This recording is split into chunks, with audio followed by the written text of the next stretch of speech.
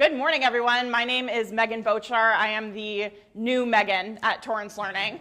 I have been a software engineer for 2 whole years, and I am completely new to the learning space. So what I'm here to talk to you about today is something that I've experienced really heavily in tech that definitely is going to carry over, and it's microaggressions and implicit bias. Real light, good morning topic, right? So, kind of following up, I'm going to be in the conference room right after Allison, so we will kind of continue the theme of making sure that tech and that e-learning is accessible, but it's going to be in a little bit different way. So first of all, I want to start with a few definitions, because these are a lot of words that you probably see kicked around and maybe haven't really wanted to ask what they actually mean.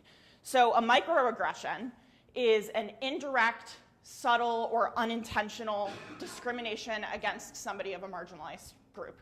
So for a lot of us in this room, we've probably been, the only woman in the room. We've been, in some situation where we have felt othered.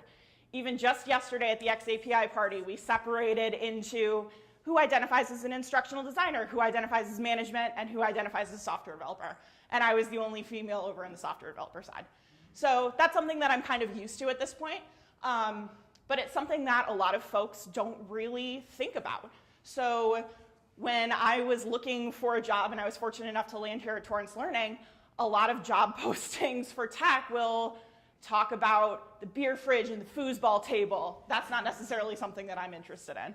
So thinking about these kinds of things when we're developing learning is really important. And then the other half of the title of my presentation is implicit bias, which is also known as unconscious bias.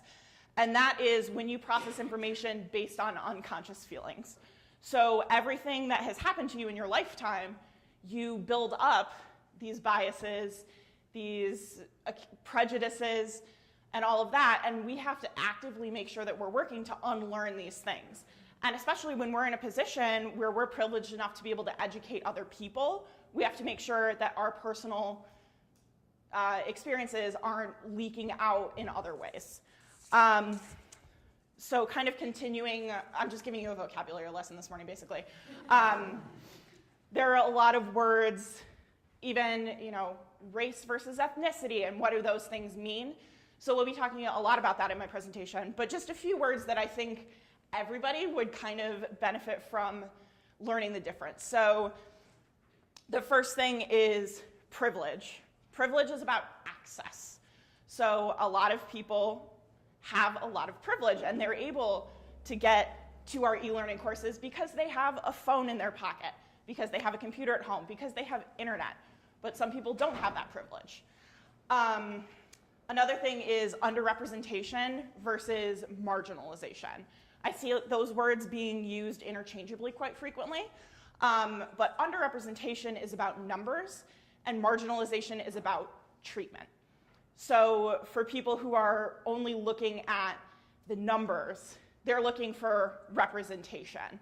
They don't really care how people are being treated in their organization. They just care that, oh yeah, we're diverse. We have representation.